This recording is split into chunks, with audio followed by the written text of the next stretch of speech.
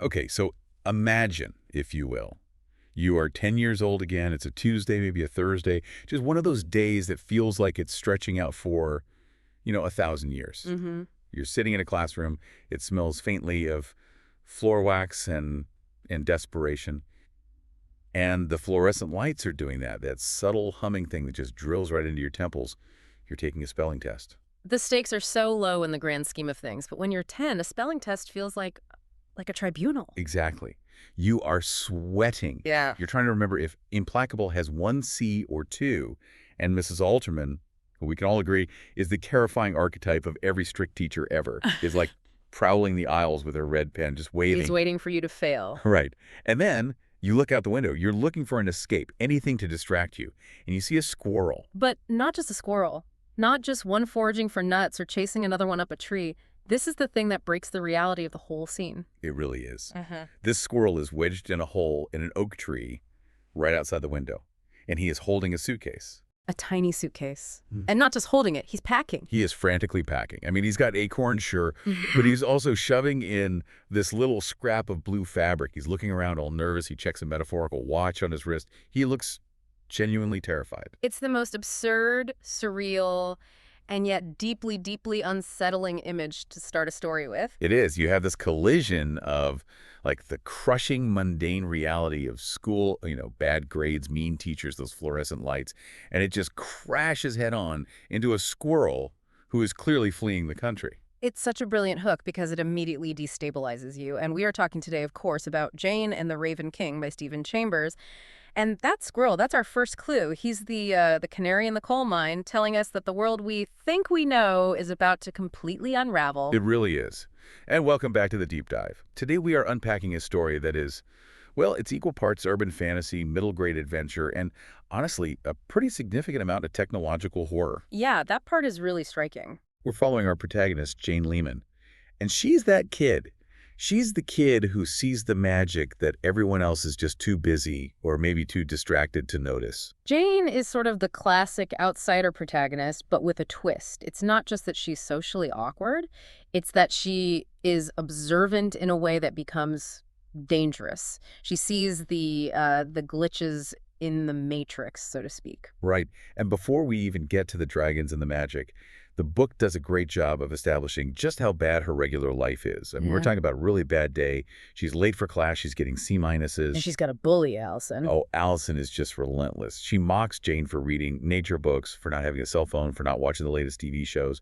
It really sets up this feeling that Jane is already off balance even before the real magic starts. And that isolation is just so crucial.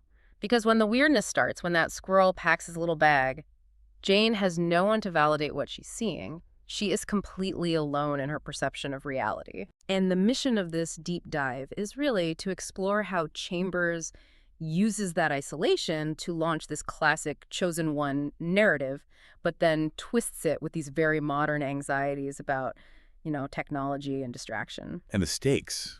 Oh man, the stakes are so high. We're not just talking about passing a math test. We are talking about a grandmother who turns out to be a magical warrior. A dog, that spoiler alert, is actually a sarcastic farting dragon. You have to mention the farting. It's an important character trait. It is, and a journey to the literal center of the earth to stop an ancient evil. An evil known as the Raven King. And what's so fascinating is how this enemy operates. I mean, he doesn't just throw fireballs. He weaponizes our own attention spans. But okay, we're getting ahead of ourselves. Let's go back to that atmosphere of wrongness Jane feels right after school. So Jane and her brother Michael are walking home. And Michael is just...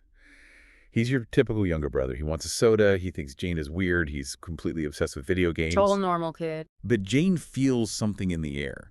She describes it as the world being off balance, or like it's a different color. It's a sensory shift. Chambers does such a good job building dread here. It's not, a loud explosion. It's this quiet wrongness. The trees are too quiet. The animals are missing. And then they meet Gaius. Gaius. The creepy blind man with the frosted pupils standing outside the convenience store with his German shepherd, Finn. And he asks Jane the most cryptic question imaginable. He just looks at her and says, "Do you know the name of the world?" Chills. That question, do you know the name of the world? That's the central mystery of the entire book. It implies that the world has a secret identity, a true name that holds power. And Gaius warns them. He says they will come for it very soon. He's really trying to wake them up. But Michael's reaction is perfect. Oh, it's perfect. He's just like, Jane, stop talking to the crazy guy. Let's go home. Yeah. He represents that pull of the mundane. He just refuses to engage with any mystery. He wants his soda and his video game. That's his reality. Exactly. And then there's the incident with Is the pet iguana. Yes. So Jane gets home, and her iguana is acting completely out of character. He's scratching at the window of his terrarium. He's trying to escape. And then Jane finds a message written in the sand. He is coming. Just So creepy. It's a classic horror trope, right? The message from nowhere. But look at the family dynamic that it exposes. Jane sees he is coming. She accuses Michael of writing it as a prank. which is what you do. Totally. But Michael denies it. And then they find out the window was unlocked from the outside. It's this moment of gaslighting, not necessarily malicious on Michael's part, but her reality is shifting, and she's being told she's crazy or that it's just a joke. It isolates her even further. But the scariest part of this whole section, for me, isn't the iguana or the blind man.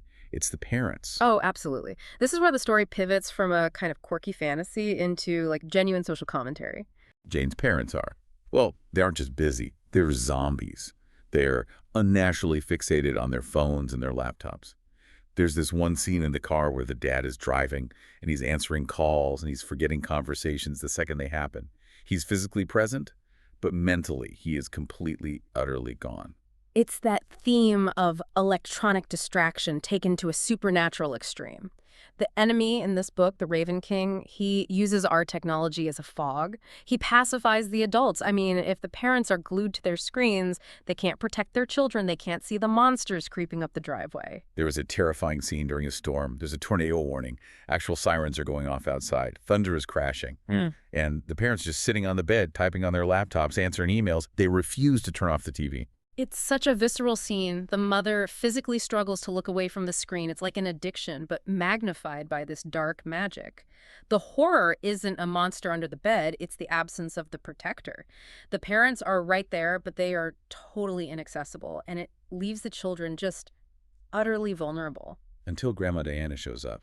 And thank goodness she does. Grandma Diana is a force of nature. She arrives like a lioness. She's British, she's distinct, she doesn't take any nonsense, and she immediately breaks the trance. She orders the Chinese food, she forces the TV off, she brings ritual and human connection back into the house. I love the detail of the tea. She makes Jane help her brew tea, this special blend, and she says something like, adults forget the things they knew. It's this quiet moment of calm and all the chaos. She's connecting with Jane, hinting that Jane has this hidden strength inside her. And she gives her the gift, the purple stone with the blue sparkles inside, and she says, only break it if you absolutely must. Which is the classic Chekhov's gun, or I guess Chekhov's magical rock in this case. We know that stone is going to be important later. Of course. But the peace doesn't last. Midnight rolls around, and the horror movie starts for real. Jane wakes up, the window is open, and she sees them. The stickmen. The sensi. These are genuinely terrifying creations. They're described as shadow people that hug the walls, moaning like the ocean. They're featureless, almost insect-like shadows. And they bring the antagonist with them. Nolan, the neighbor boy. Or at least he looks like the neighbor boy. But then he transforms, he asks where the name of the world is, and when Grandma Diana refuses to tell him, things get they get violent. And this is the turning point. This is where we see Grandma Diana reveal her true power. She glows with this white-blue light. She casts a spell, Ignacio Vete, and just blasts this giant black bird that Nolan transforms into. It's a moment of pure high fantasy right there in the living room. But she loses, and this is the part that really, really freaked me out. Grandma Diana is defeated, and when Jane runs to her body, it's not a body. It's a mannequin. A plastic doll with fake hair and blue marbles for eyes. That imagery is so incredibly disturbing. It suggests that the real Diana was, I don't know, used up, or maybe her spirit fled so completely that only a shell remained. But symbolically, it just emphasizes Jane's total abandonment. The matriarch, the warrior, the protector. She hasn't just died. She has been revealed as something artificial or hollowed out. Jane is now truly, completely alone. And she has to run. She grabs Michael, who, by the way, is still playing computer games while shadow monsters are invading the house, and they just bolt. The flight sequence is so chaotic. They meet up with Gaius and Finn the Blind Man and his dog from earlier, and Gaius reviews he knows everything about the Sansi and the Raven King, but this is where the family just fractures. Michael he breaks my heart in this scene. He refuses to believe it. He saw the monsters, he saw the chaos, but his brain just rejects it all. He rationalizes it. It was a dream, it was a trick, and he runs back to the house. Michael represents that desperate desire for normalcy. He wants the screen world, he wants the game, he wants the parents who are safely ignored. The magic world is just too terrifying, so he retreats back into the technological one. So Jane chases him.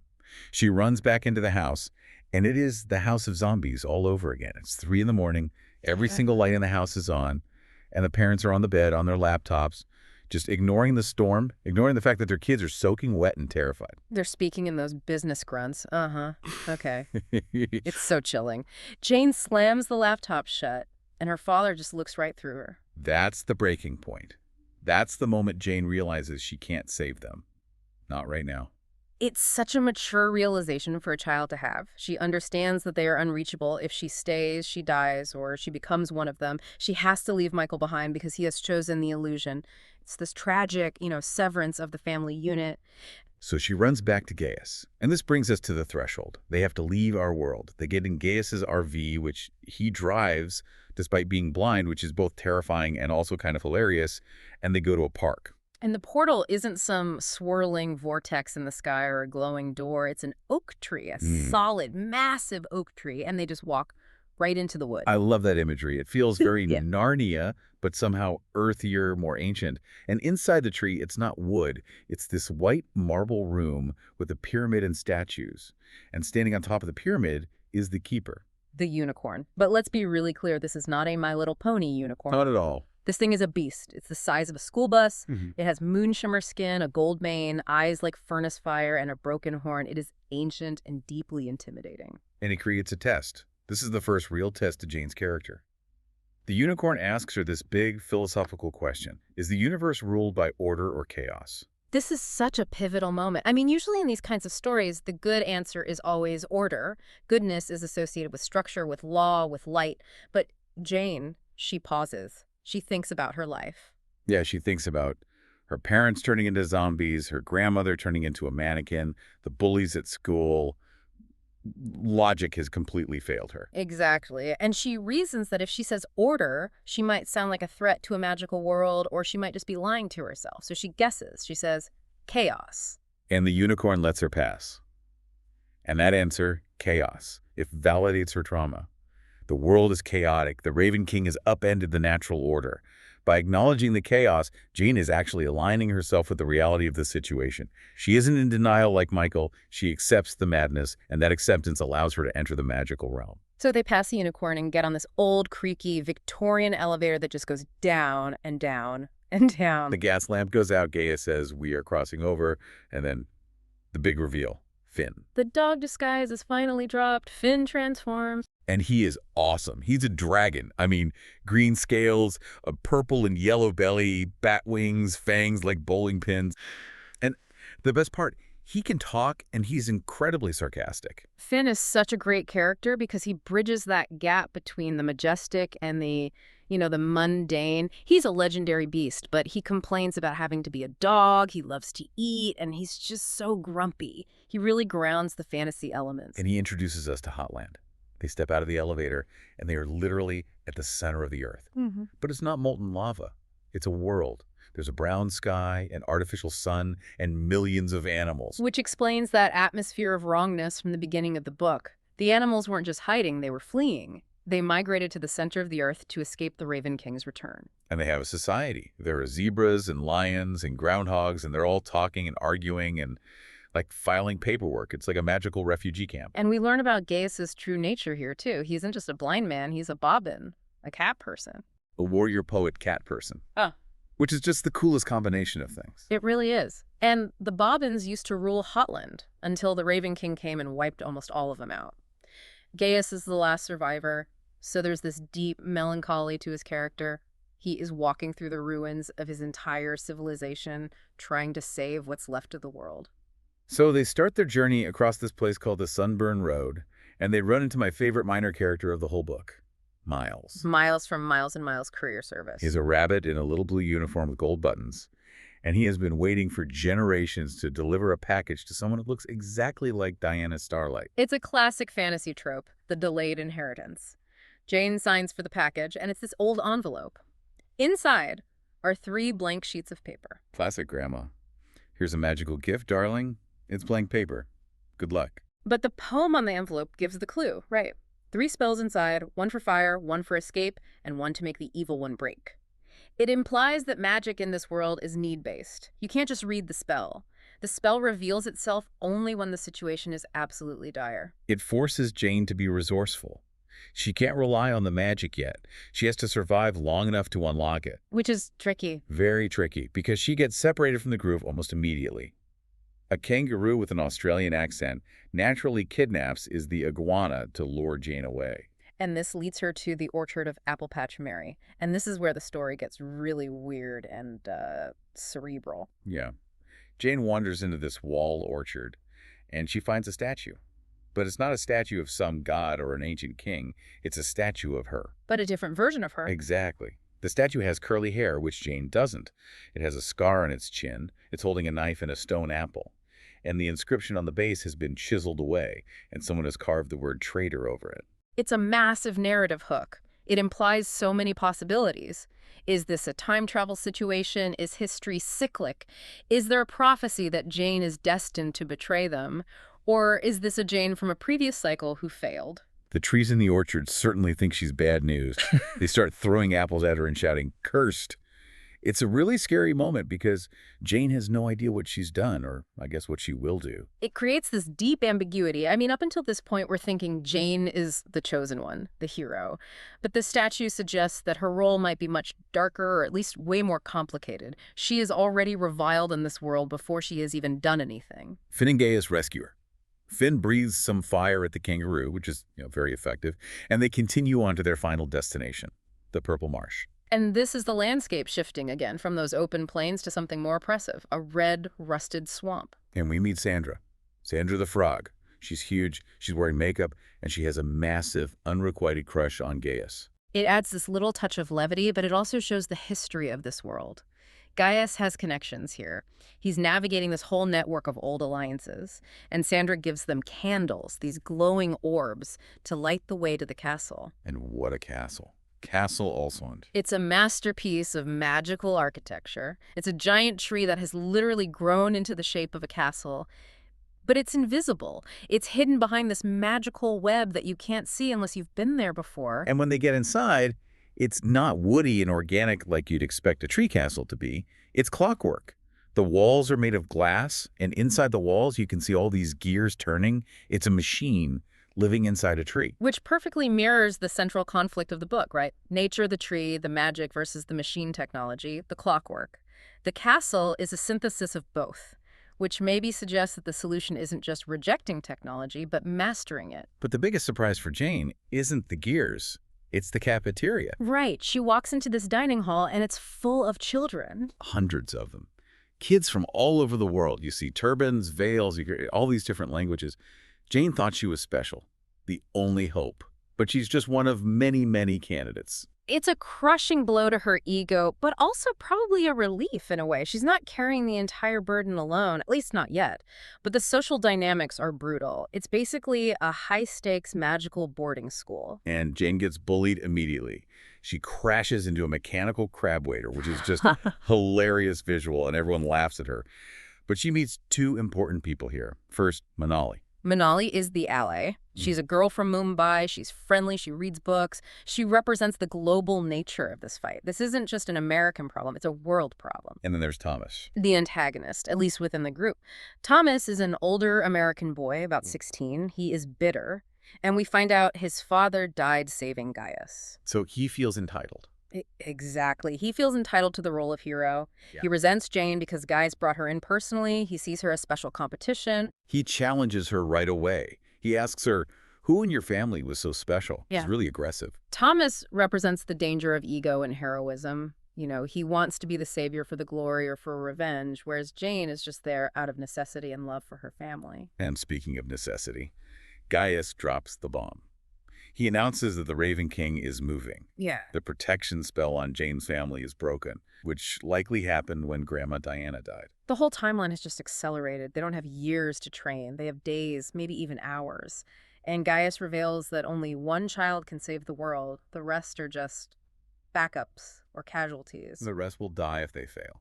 That's a heavy thing to tell a room full of middle schoolers while they're eating tacos. It raises the stakes significantly. This isn't just a school, it's a selection process for a child soldier. So that brings us to the first test, the challenge, walking on water. The setting is the Perkle Marsh again. The water is red, it's murky, and it's full of what are described as hungry things moving beneath the surface. And the instruction is so simple, but impossibly hard. Hmm. Do not doubt. This circles all the way back to the theme of belief.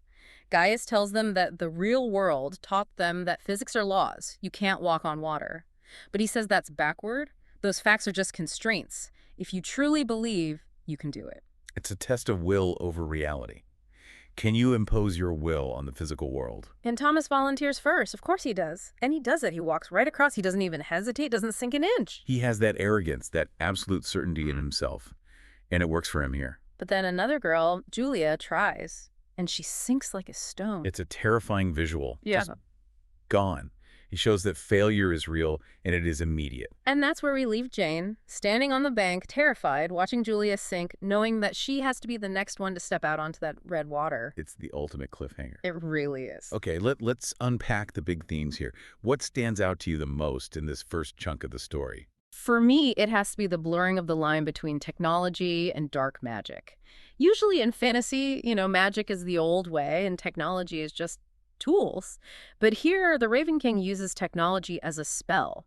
The glowing screens, the trance-like states, it suggests that we are already under a spell in our real lives. That's so true. The way the parents are described, it's not subtle at all. It's saying, wake up, you're missing the magic because you're staring at an email. Exactly. And the second big theme for me is the weight of legacy. Jane isn't just Jane. She's Diana Starlight's granddaughter. She's the girl who looks just like the traitor statue. She is stepping into a story that has been going on for generations, and she has to figure out how to be herself when everyone expects her to be someone else. And finally, the nature of belief. That question from the unicorn, order versus chaos. And the test of walking on water, the whole book is asking us, does the world shape us? Or do we shape the world? It's a powerful question. Gaius calls the real world backward because it teaches us our limitations. Hotland, on the other hand, teaches possibilities. But those possibilities are incredibly dangerous. It really makes you think. So here's a thought for you listening at home. Gaius tells the children that the facts of their reality are just constraints designed to keep them weak. So ask yourself, what fact about your life, what limitation that you accept as absolute truth might just be a story you've been told? If you truly 100% believed you wouldn't sink, could you walk across the marsh? I'm going to go try it on a puddle later. I'll let you know how it goes. Please wear boots. Until the next deep dive, keep your eyes on the trees and maybe check if that squirrel has a suitcase. Thanks for listening.